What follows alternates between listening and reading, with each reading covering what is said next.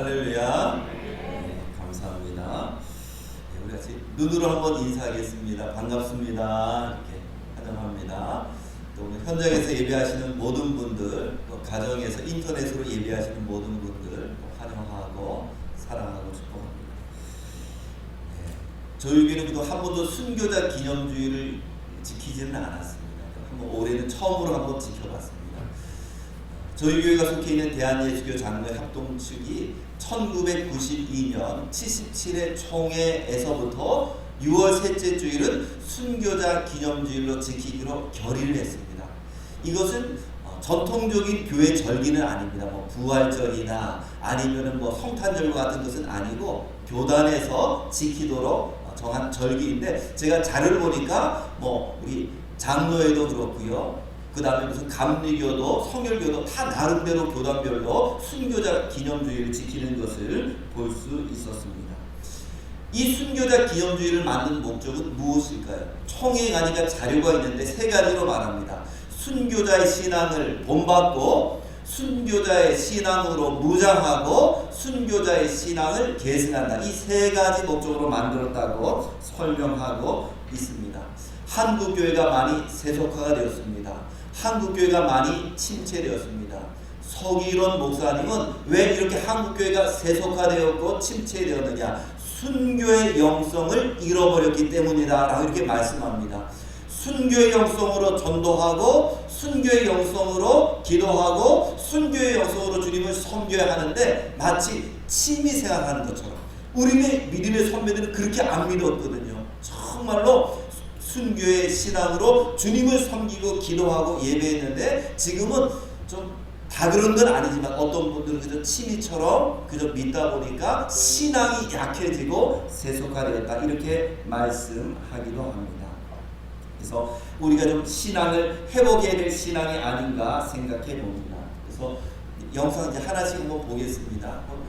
첫 번째 보면은 오늘 제가 이제 그 설교를 선정한 분은 주기철 목사님이십니다. 주기철 목사님. 제가 어떤 분을 순교자로 설교할까 고민하다가 저희 이제 교육관에 가보면은 아이들이 보는 그 신학 위인전이 있습니다. 신학 위인전 딱 보니까 주기철 목사님이 있어서 야, 주기철 목사님으로 해야 되겠다 해서 주기철 목사님을 선정했고요. 제가 이번에 공부하면서 제가 그동안 알지 못했던 것도 이제 많이 알게 되었습니다. 기독교의 역사는 순교의 역사라고 말할 수 있습니다. 제가 이제 칼럼에도 그렇게 이제 글을 남겼는데, 로마 시대 때는 10번의 박해가 있었습니다. 그때 수많은 기독교인들이 순교했습니다. 때로는 십자가에서, 때로는 화형을 당하고, 때로는 사자의 바위로 되기도 했습니다. 그러면서 끝까지 신앙을 지켰습니다. 우리나라도 마찬가지입니다. 일제시대 때와 6.25 동란을 거치면서 기독교인이 죽은 혹은 학살당한 기독교인이 최대 5만 명가량 된다라고 그렇게 말하고 있습니다. 순교라는 것은 우리는 아주 옛날에 있었던 이야기, 그저 일제시대 때 있었던 이야기로 생각하기 쉬운데, 그 다음 그림 보여주십시오. 오픈도 선교에 의하면 지금도 하루에 8명이 순교합니다. 여러분, 오늘도 8명이 순교했다는 거예요. 어저께도 8명이 순교했습니다. 통계적으로. 내일도 예수를 믿는다는 이유만으로 8명이 순교할 겁니다. 순교가 너무 멀리 있는 것처럼 우리는 느낍니다. 왜? 우리는 너무 편하게 예수를 믿으니까. 전 세계에서 예수를 믿는 사람은 20억입니다. 그 중에 7분의 1, 2억 6천만 명은 지금도 고통 가운데, 지금도 박해 가운데 예수를 믿고 있습니다. 우리는 너무 감사해야 됩니다. 코로나 때문에 지금 예배드리기가 조금 불편하고 마스크 쓰는 것 때문에 불편하지만 핍박받고 어려움 당하는 성도에 비해서 이건 아무것도 아닙니다. 하루에 8명씩 순교를 합니다. 하루에 26개 교회가 공격을 받고 있습니다. 그 다음 그림 보면은 교회가 불타는 그런 그림이 보일 텐데, 26개의 교회가 지금도 공격을 받고 있는 것을 볼 수 있습니다. 북한의 교회도 마찬가지입니다. 그 다음 한번 그림 보여주시기 바랍니다. 그 다음 그림 보면은 북한에 있는 성도들 예배하는 모습일 텐데, 북한에서 지하교에서 하나님을 믿다가 순교한 사람은 16,900명인 것으로 파악하고 있습니다. 북한이 전 세계에서 종교를, 기독교를 박해하는 가장 첫 번째 국가가 북한입니다. 19년 연속으로 가장 기독교를 박해합니다. 그래도 그 지하교에서 신앙을 지키고 끝까지 믿음을 지키는 그런 지하교인이 있는 것을 우리는 알 수 있습니다. 제가 고등학교 2학년 때 주님을 만났습니다. 교회에서 비가 많이 와서 기도원을 못 가고 교회에서 우리 목사님이 다 설교하시는데 그때 처음 주님을 만나는 거예요. 제 앞에 이제 성경책이 있었는데 나중에 집회가 다 끝나고 나니까 성경책이 전체가 막 제 눈물이 떨어져서 얼을 정도로 그렇게 제가 울면서 뜨겁게 주님 만났습니다. 근데 제가 운 이유는 두 가지입니다. 첫 번째는 나 같은 죄인을 위해서 주님이 저렇게 죽으셨구나. 이것 때문에 울었고요. 두 번째는 좀 생소할 겁니다. 나 같은 못난 사람에게 복음을 증거하기 위해서 수많은 순교자들이 순교의 피를 흘리고 그 순교의 피를 통해서 나한테까지 복음이 들어왔구나. 그래서 제가 그때 참 많이 눈물을 흘린 것을 지금도 기억합니다. 우리나라에도 토마스 선교사 와서 순교하는데 27살의 나이 대동강에서 피를 흘리고 순교합니다. 그런 분들의 순교, 그런 분들의 헌신, 그런 분들의 죽음이 있었기 때문에 복음이 우리에게까지 흘러왔고 우리 또한 죽음으로 이 신앙을 지켜서 우리 다음 세대 가운데 이 복음을 증거해야 할 줄로 믿습니다. 오늘 우리가 읽은 본문은 에스더입니다. 또 배경 잠깐 말씀드리고 오늘 주기철 목사님에 대해서 말씀드리겠습니다. 에스더는 바벨론의 왕비가 되었습니다. 아수에로 왕의 왕비가 되었습니다. 근데 이 당시 하만이라는 사람에 의해서 이 바벨론에 있는 유대인을 죽이는 법이 통과되었습니다. 말도 안 되는 법이죠. 하루 날을 정해서 유대인을 죽여도 살인죄가 적용되지 않고 유대인에게 있는 재산을 빼앗아도 어떤 것이 법으로 적용되지 않는 그런 이상한 법을 만들게 됩니다. 유대인들은 죽을 수밖에 없는 형편인데 이때 에스더가 바벨론에 있는 사람들에게 3일 금식할 것을 선포합니다. 그리고 그 왕에게 자기가 목숨을 걸고 죽으면 죽으리라는 그 마음으로 나아가겠다고 말을 합니다. 이 당시 바벨론에서는 왕의 생명을 보호하기 위해서 허락 없이는 어느 누구도 올 수 없습니다. 심지어는 왕비라도 올 수 없습니다. 사는 방법은 왕이 갖고 있는 금홀, 지팡이를 딱 내미는 것밖에 사는 방법이 없는데 그렇게 목숨을 걸고 죽으면 죽으리라는 마음으로 왕에게 나갑니다. 이게 바로 이제 순교의 정신이고 순교의 영성입니다. 자, 오늘은 오늘 본문의 말씀을 가지고 또 오늘 주기철 목사님에 대해서 한번 살펴보려고 합니다. 그림 한번 보여주시죠. 그 다음 그림. 주기철 목사님이 이제 어디서 태어났어요? 저도 이번에 한번 다 공부를 해봤어요. 자료를 보니까 경상남도 창원시 진해구에서 태어나셨습니다. 저기 잘 보이지 않을 텐데 저기서 왼쪽으로 조금 가면 진주라는 데가 있거든요. 저희 매제가 목회하는 데입니다. 기도해 주시기 바랍니다. 창원구에서 태어나셨습니다. 아버지의 이름은 주현성 씨입니다. 그 주기철 목사님의 아버지는 분홍이었습니다. 아주 큰 농사를 만져서 재산이 많았는데 어려울 때는 그 주변에 있는 사람들에게 이렇게 창고를 열어서 이렇게 곡식을 나눠주는 그런 아주 존경받는 분이었습니다. 그런데 그 주기철 목사님의 아버지가 40살이 되었을 때 그 부인이 죽게 되었습니다. 자녀가 이 당시에 3남 3녀, 그러니까 어린 나이에 결혼해서 40이 될 때 벌써 3남 3녀가 있었는데 아버지가 돌아가시고 재혼을 하게 되었습니다. 조재선 씨라고 재혼하게 됐는데 그 재혼 가정에서 태어나신 분이 바로 주기철 목사님이십니다. 그러니까 하나님께서 또 이 재혼 가정을 또 아름답게 만드신 거죠. 그 가정 속에서 주기철 목사님이라고 하는 정말 한국교회를 대표하는 그런 목사님이 태어나게 되었습니다. 저도 이번에 처음 알았는데 주기철 목사님이 본명이 아니에요. 주기철 목사님의 본명은 주기복입니다. 주기복. 언제 이름이 바뀌었느냐? 세례 받을 때 본인이 바꾼 거예요. 기철이라는 것은 기독교를 철저히 따른다라는 의미로 세례 받을 때 주기철 목사님이 기철로 그렇게 바꿨습니다. 원래 이름은 주기복입니다. 신앙은 어떻게 받아들이게 되었는가? 그 부모님은 교회를 안 다녔습니다. 근데 그 큰형이 있는데 큰형이 복음을 받아들이게 되었습니다. 주기원이라는 큰형입니다. 그러니까 배가 달라도 형제끼리 굉장히 화목하게 잘 되었습니다. 그래서 그 주기원이라는 큰 형이 동네에다가 자기 손으로 교회를 짓습니다. 그리고 이 주기철 목사님은 형님이 지은 그 교회 어려서부터 열심히 다니면서 주님을 만나고 신앙이 성장하게 되었습니다. 디모데후서 3장 15절에 있는 말씀처럼 어려서부터 주님을 믿게 되면 신앙이 견고하게 됩니다. 자, 그 다음 그림 한번 보겠습니다. 그 다음 좀 작게 보이는데 이 그림은 오산학교입니다. 오산학교. 주기철 목사님이 공부를 잘해서 이 당시 아주 명문 학교죠. 오산고등학교에 진학하게 됩니다. 중학교라고 해야 될지 고등학교라고 해야 될지 모르겠어요. 지금은 이 교육의 직제가 뭐 3년 또 3년 되지만 이 당시 오산학교는 4년제 과정입니다. 그러니까 중학교 고등학교 과정이 합쳐진 과정이라고 볼 수 있습니다. 이 학교를 세우신 분이 누구입니까? 남강 이승훈 선생입니다. 그 다음 사진 보여주십시오. 남강 이승훈 선생님이 이 학교를 세우게 되는데, 남강 이승훈 선생은 3.1 운동하는 33인의 대표 가운데 한 분이십니다. 감옥에 투옥되었다가 가장 늦게 출소하시게 됩니다. 그리고 나중에 이분은 기독교를 받아들이고 목회자가 되고 학교도 기독교 정신을 가지고 이제 학교를 운영하게 됩니다. 오산고등학교, 오산학교였죠. 오산이라 말은 산이 5개 있다는 말입니다. 평안북도 정주군에 산이 5개 있는데 그 가운데 있는 학교라 해서 오산학교라고 그렇게 이름을 지었습니다. 학교를 세운 목적은 뭐냐? 교육, 구국, 교육, 입국. 교육을 통해서 나라를 구하고 교육을 통해서 나라를 세운다라는 그런 취지에서 이 오산학교를 세우게 됩니다. 그래서 자신의 사대 전 재산을 털어서 이 학교를 세우게 되었습니다. 근데 이분이 죽을 때 남긴 유언이 유명합니다.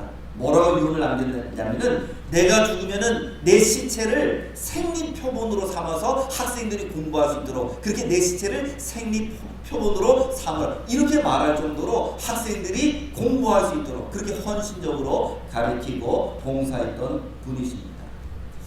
그림 한번 또 볼까요?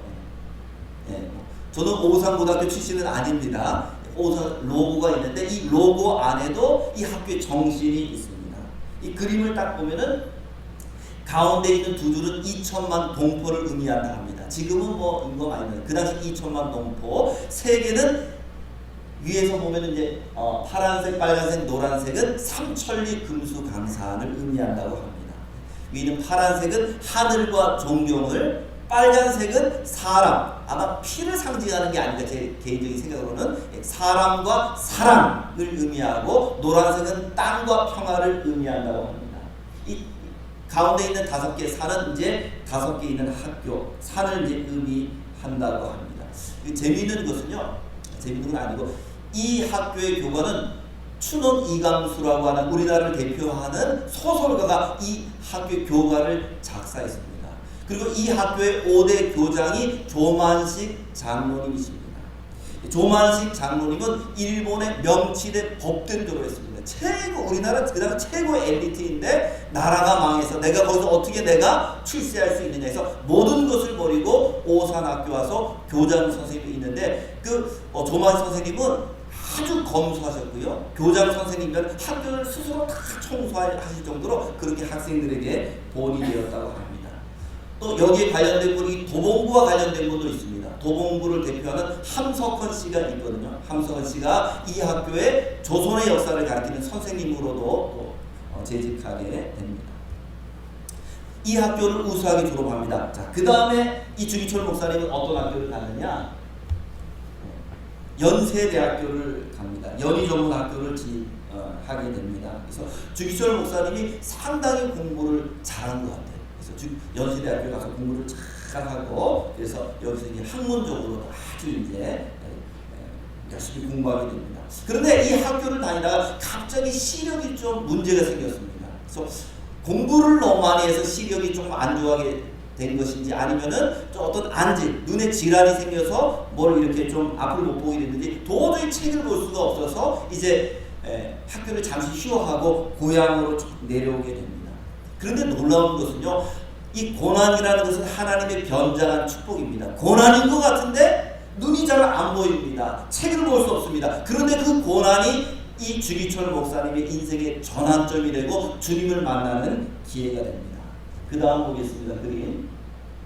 예, 여기 보니까 이 목사님이 바로 그 유명한 김익두 목사님입니다. 안악골의 호랑이라고 했던 그 별명이 또 하나 있습니다. 김내나. 시장에 가서 다 내놓으라. 안악골의 호랑이 혹은 김내나입니다. 한번 눈매를 보십시오. 아주 그냥 한 손가락에 생겼죠. 깡패 출신으로 유명했습니다. 그래서 그 유명한 일화가 있습니다. 김익두 목사님이 옛날에 진짜 유명한 깡패였는데 예수를 믿고 회심했습니다. 그리고 전도자가 되어서 그 지역에서 전도하는데 뭐 이름도 알지 못하는 건달이 오더니 주기철 목사, 김익두 목사님을 때렸습니다. 나중에 김익두 목사님인 걸 알고 벌벌 떨면서 용서를 빌었는데 그때 김익두 목사님이 이런 말을 했답니다. 예수는 내가 믿고 복은 자네가 받았구나. 그 유명하신 이 목사님인데 이 김익두 목사님이 주기철 목사님이 고향에 내려올 때 그 근처에서 집회를 했습니다. 부흥회. 거기에 참석해서 이제 은혜를 받은 거죠. 이 김익두 목사님은 뭐라고 말씀하셨냐면 우리는 독립운동을 해야 되는 것이 아니고 회개운동을 해야 된다. 회개운동이 진정한 독립운동이다. 이렇게 말씀하시는 말씀을 통해서 큰 은혜를 받고 이제 인생의 방향을 바꿉니다. 이제 연세대학교로 복학하는 게 아니고 이제 평양신학교로 다시 이제 진급하게 됩니다. 그 다음 그림 보면은 평양신학교입니다. 이 평양신학교를 26살의 나이에 이제 입학하게 됩니다. 이 평양신학교를 입학하고요. 그 다음 그림 보면 졸업사진도 있습니다. 졸업사진도 있는데 졸업할 즈음에 남각 이수문 선생님이 오시더니 이 오산학교의 교장이 되었으면 좋겠다. 지금으로 말하면 총장이에요. 총장. 조만식 선생님이 교장을 했던 그 학교의 교장이 됐으면 좋겠다 했지만은 모든 것을 내려놓고 목회자의 길로 가게 됩니다. 첫 번째 주기철 목사님이 목회하신 교회는 부산에 있는 초량교회입니다. 그림 보겠습니다. 부산 초량교회. 이 당시 교회는 부산에서 굉장히 오래되고 전통 있는 교회입니다. 주기철 목사님 부임하자마자 그 근처에 있는 산에 올라가서 매일마다 동이 틀 때까지 간절하게 기도하고 그렇게 헌신적으로 봉사했습니다. 이 당시 서울에서도 신사참배가 이렇게 자꾸 퍼지게 되었는데 이 주기철 목사님이 있었던 경남도에 우리는 절대로 우리 노회에서는 신사참배를 하지 않겠다라는 그런 것을 제출해서 이 경남노회에서 그것이 가결됩니다. 우리는 신사참배하지 않겠다. 그래서 그게 부산일보에 나서 오히려 이 초량교회가 굉장히 많이 부흥되게 되었고요. 또 이 초량교회가 유명한 이유가 있습니다. 그 다음 사진 한번 보겠습니다. 현대화된 모습인데 이 초량교회는 6.25 때 우리나라 그 부산으로 갔던 목사님이 이 교회에 모여서 계속해서 금식하고 이 나라를 위해서 기도했던 그 교회가 바로 이 초량교회입니다. 6.25 때 목사님들, 장로님들이 모여서 금식하며 기도했던 교회가 초량교회입니다. 이 교회에서 목회를 열심히 했습니다. 근데 6년 동안 열심히 했는데 그 다음 교회 한번 보겠습니다. 이 문창교회입니다. 문창교회라는 교회에서 장로님들이 오시는 거예요. 목사님 우리 교회로 와서 우리 교회 담임 목사님이 되어주십시오. 근데 초량교회에 비해서 문창교회는 작은 교회입니다. 그리고 이 교회는 다툼과 갈등이 있는 교회입니다. 이번에 깜짝 놀란 게 이 당시에서 교회에서 갈등이 있어서 일본 순사가 교회로 출동했다는 거예요. 세상에. 지금만 그런 줄 알았더니 옛날에도 교회 갈등이 있어서 일본 순사가 교회로 출동했다는 거예요. 그렇게 갈등이 많은 교회였습니다.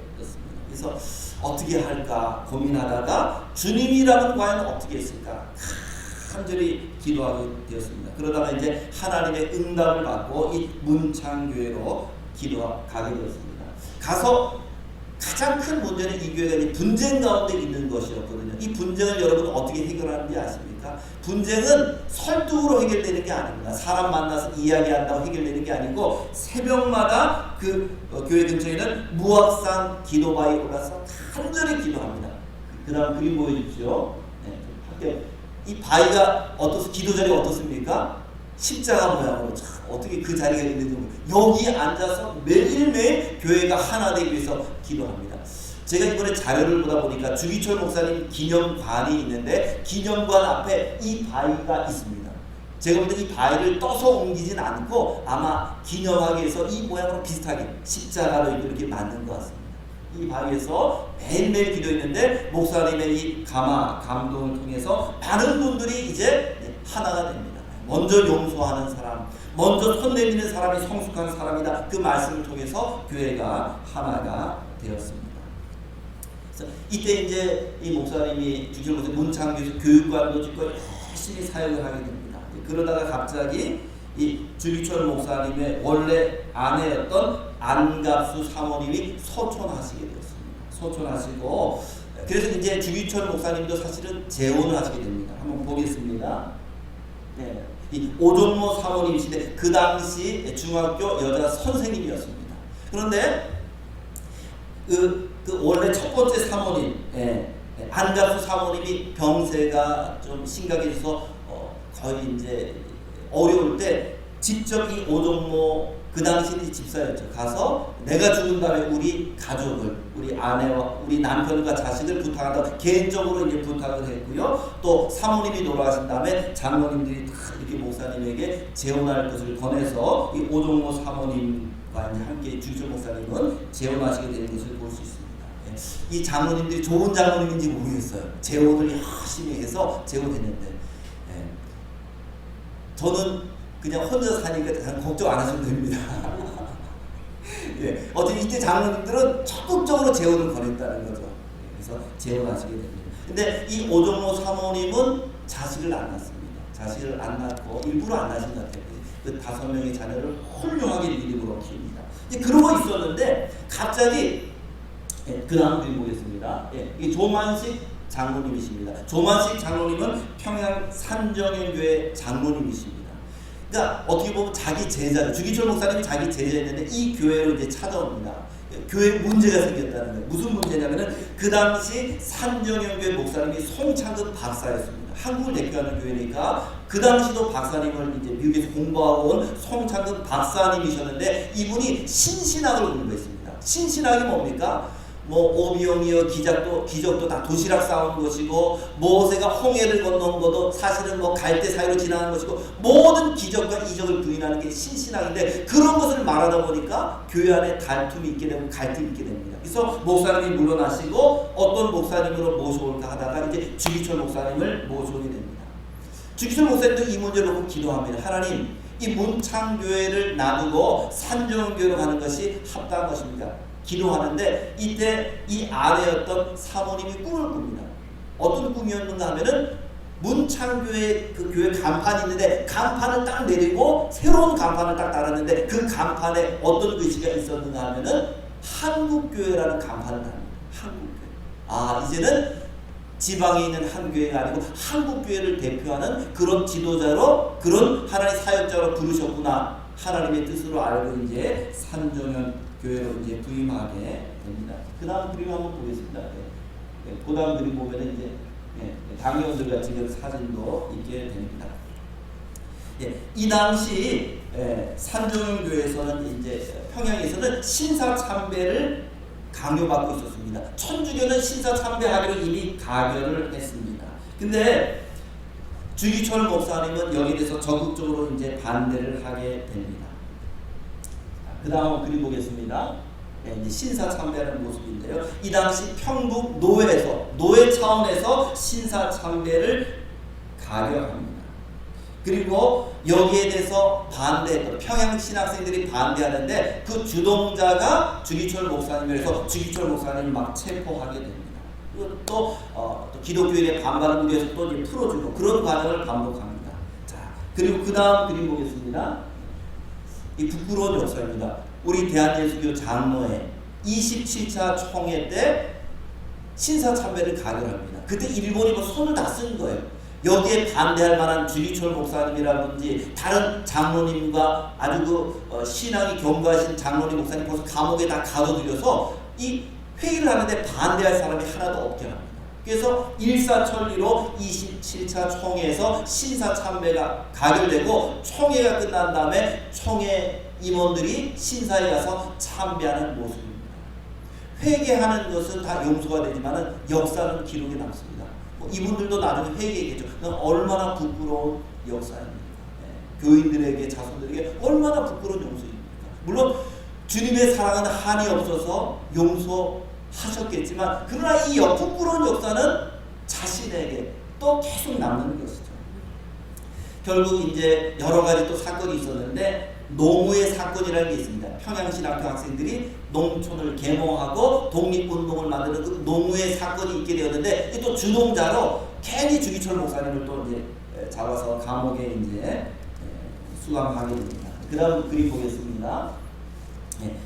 이 주기철 목사님이 이제 5가지 기도가 나옵니다. 주기철 목사님 감옥에 계시다가 잠깐 나오게 됐을 때 이 5가지 기도를 합니다. 아주 유명한 기도입니다. 제가 한번 이 기도는 전체적으로 한번 읽어드리겠습니다. 죽기 얼마 전에 이제 이것은 직접 글로써 남기신 기도 제목입니다. 첫째, 죽음의 권세로부터 이기게 하여 주옵소서. 나는 지금 바역으로 죽음에 직면하고 있습니다.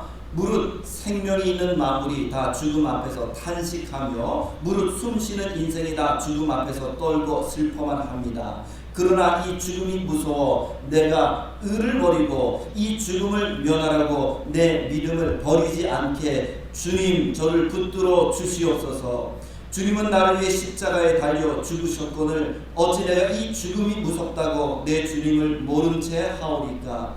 주님을 위하여 10번 죽어도 좋지만 주님을 버리고 내가 100년 1000년 산들 그것이 무슨 삶이리요. 오직 일사가구가 있을 뿐이오니 이 목숨 아끼다 우리 주님 욕되게 하지 않게 사망의 권세에서 나를 이기게 하여 주시옵소서. 2번째 그림입니다. 두 번째 기도. 둘째, 장기간의 고난을 이기게 하여 주시옵소서. 한두 번 받는 고난은 혹 이길 수 있으나 오래 끄는 장기간의 고난은 견디기가 참 어렵습니다. 칼로 베고 불로 지지는 형벌도 한두 번이라면 당할 수 있겠지만 1년, 10년 계속되는 오래 끄는 고난이라면 참으로 견디기 어렵습니다. 그것도 절대 면할 수 없는 형벌이라면 어쩔 수 없이 당해야 하겠지만 내 말 한마디 타협하거나 내 고개 한번 까닭이면 이 형벌을 면할 수 있다고 생각할 때 그 어느 누구도 넘어지기 마련입니다. 그러니까 일본 사람들이 뭐라고 했냐면 차로 신사 근처를 지나갈 테니까 창문을 조금 열 테니까 그냥 차 안에서 고개만 까딱하면은 당신을 풀어주겠다 이렇게 제안합니다. 그러니까 아무도 당신이 신사참배한지 모른다. 차 안에서 창문 열고 고개만 까딱해도 인정해주겠다. 바로 그겁니다. 생각할 때 그 어느 누구도 넘어지기 마련입니다. 하물며 나 같은 연약한 약줄이야 이루 말해 무엇하리요. 다만 내 주님만 의지하오니 나를 붙들어 주시옵소서. 이제 받은 고난은 오래가야 70평생이요 장차 받을 영광은 주님과 더불어 영생 불사의 몸이 될 것이라. 오직 주님의 십자가만 보고 나아가오니 이 몸을 붙들어 주사 이 환난을 이기게 하여 주시옵소서. 세 번째 그림 셋째, 노모와 처자를 주님께 부탁합니다. 나이 80 넘은 어머니도 계시고 병든 아내도 있고 어린 자식들이 있습니다. 남의 아들로서의 의무도 지중하고 남의 가장, 남의 아비 된 책임도 무겁습니다. 나의 사랑하는 교우 여러분, 나는 내 어머니, 내 아내, 내 자식들을 여러분에게 짐되게 할 마음은 없습니다. 다만 무소불능하신 하나님께 부탁합니다. 여러분, 사람이 제 몸의 고통을 견딜 수 있으나 부모와 처자를 생각하고 철석 같은 마음도 견뎌라는 경우가 많습니다. 어린 자식들이 우는 소리에 순교의 길에서 돌아선 신자도 허다합니다. 그러니까 목사님들 장로님이 평양 감옥에 갇혔는데 일본 사람들이 어떻게 해결을 했냐면 그 자식들을 보냅니다. 부인을 보냅니다. 울면서 당신 때문에 우리들이 어렵다 하니까 그 자식의 눈물 앞에서 신앙을 견뎌라 많은 사람들이 있었다는 거죠. 인간에 얽히고 얽힌 인정해주는 나를 매이지 말라. 주님을 따라가는 나를 얼매이지 말라. 부모나 처자를 예수보다 더 사랑하는 자는 예수께 합당치 아니합니다. 넷째 그림입니다. 넷째, 의에 살고 의에 죽게 하여 주시옵소서. 사람이 이 세상에 태어나서 사람으로서 마땅히 행해야 될 의가 있습니다. 나라의 신민이 되어서는 충절의 의가 있고 여자가 되어서는 정절의 의가 있고 그리스도인이 되어서는 그리스도인으로서 의로서의 의가 있습니다. 다섯 번째 그림.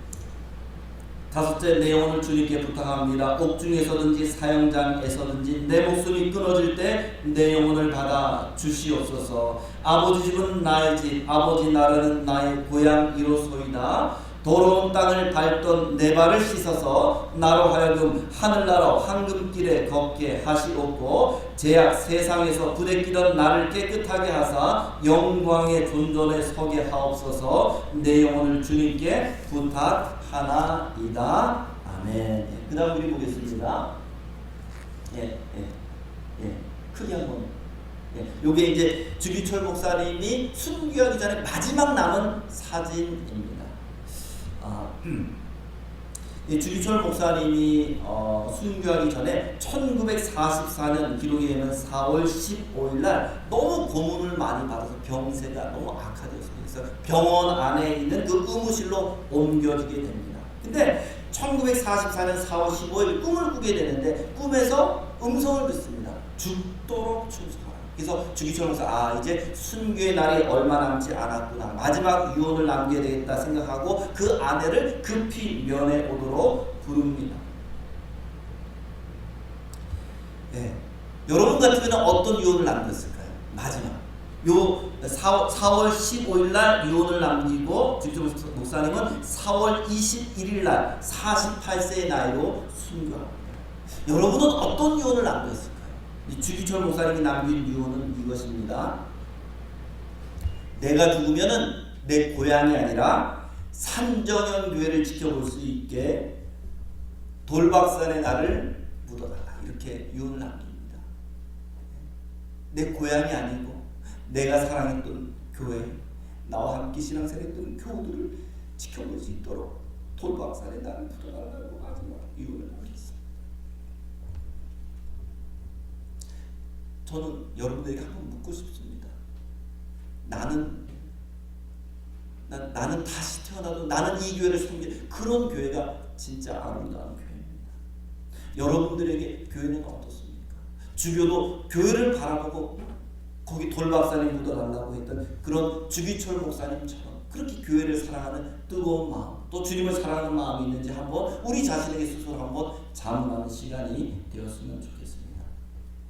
자, 오늘 말씀 결론 맺겠습니다.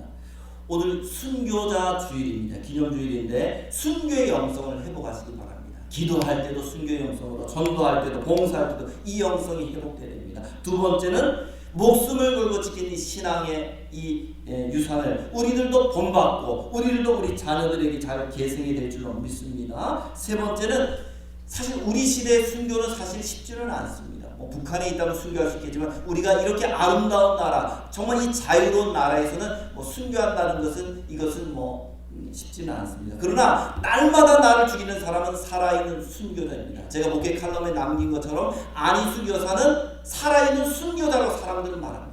날마다 나를 죽이는 사람, 내 자를 십자가에 못 박는 사람은 비록 이 목숨은 죽지 않았지만 살아있는 순교자로 하나님께서 인정하실 줄로 믿습니다. 날마다 나를 죽일 수 있는 여러분들에게 주의 이름으로 축복합니다. 기도하겠습니다. 하나님 아버지, 순교의 영성을 회복할 수 있도록 도와주시고 순교의 신앙을 본받고 다음 세대로 이것을 계승시킬 수 있는 우리 모두가 되게 하여 주시옵소서. 하나님 아버지, 또 우리가 날마다